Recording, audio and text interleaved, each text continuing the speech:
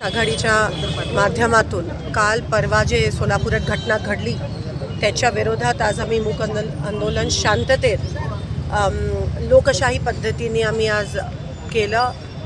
जो निरागस जीव गेला त्याच्या समर्थनात त्याच्या कुटुंबियाच्या सोबत आम्ही आहोत।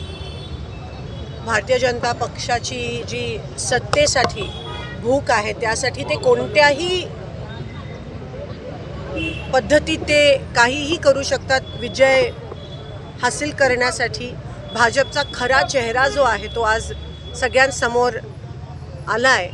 कारण का फक्त पैसा सत्ता नाही पण आता ते रक्तावर येऊन थांबलेत आणि आज सोलापूरकरांना त्यांचा खरा चेहरा दिसला की ते लोकांच्या सेवेसाठी त्यांना सत्ता नकोय पण जीव घेऊन सत्तेत येण्यासाठी भाजपचं कट कारस्थान पहिल्यापासून चालू आहे। आज तो खरा चेहरा त्यांचा एक्सपोज झालाय। दोन निरागस लोकांमध्ये कुटुंबांमध्ये भांडणं लावण्यात त्याच्यामधला एक निरागस जीव बळी घेण्याचं कट कारस्थान केवळ सत्तेसाठी बिनविरोध होण्यासाठी निवडणूक हे सगळं चालू आहे आणि फक्त सोलापुरात नाही पण ठिकठिकाणी चाललंय।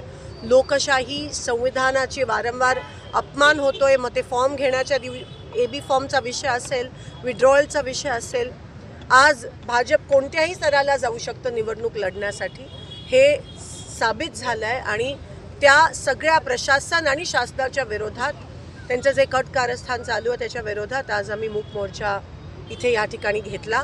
ह्याच्यानंतर पण आमची लोकशाही टिकवण्यासाठी, संविधान टिकवण्यासाठी आणि जनसेवा करण्यासाठी आमची जी लढाई आहे या राक्षसी भाजपाच्या विरोधात ती आम्ही चालू ठेवणार।